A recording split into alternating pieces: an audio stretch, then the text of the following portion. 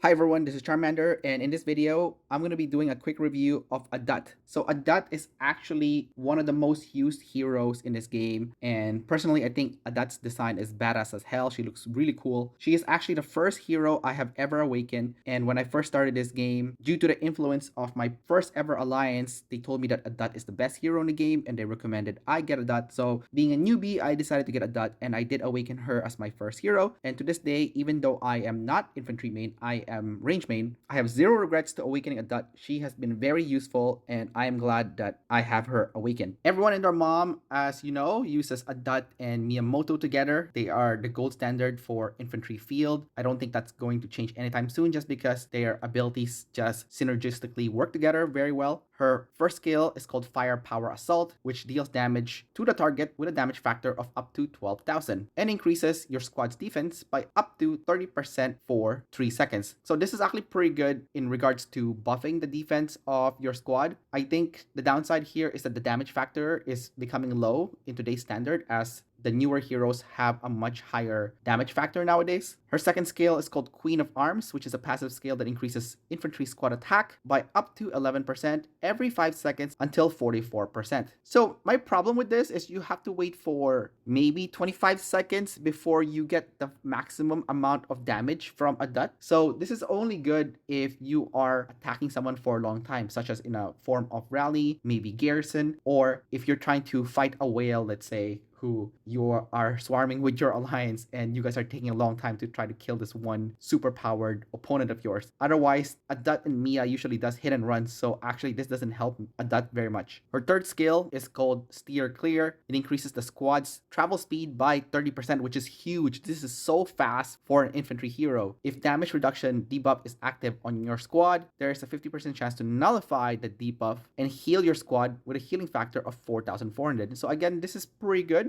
to ensure that Adut and Mia combo will not have their damage be decreased, as there is a chance that it would be nullified and even heal your pair. Her fourth skill is called Perseverance, increases infantry attack by 40% if the remaining squad is greater than 50% while battling on the world map. It also increases defense by 40% if the remaining squad size is smaller than 50%. So I think this is pretty good because over 50% you're dealing a lot more damage to your opponent, but then under 50% of your squad size, then you have a higher defense, meaning when you run away, it's harder for them to finish you off. Finally, when you awaken Adut, she gets a new skill called Tribal Pride. Upon receiving skill damage, reduces skill damage received by you and nearby allies by 20% for 2 seconds. Can be triggered once every 6 seconds, affects up to 5 squads. So this is a very good buffing skill for your team just to make your team more tanky. And I think this would make Adut quite good when you have several squads that is fighting your opponent, as she will also benefit your other squads. I don't think Adut is going to be obsolete anytime soon just because of her fast speed and her buffing ability. I think she's going to be a staple for the infantry main field player or any infantry player that requires to have a hero in the field. You can get her in Lucky Roulette during Top Commander, or you can also get her as a daily boost. That's about it for this video. Don't forget to like and subscribe, and I will see you next time. Bye-bye.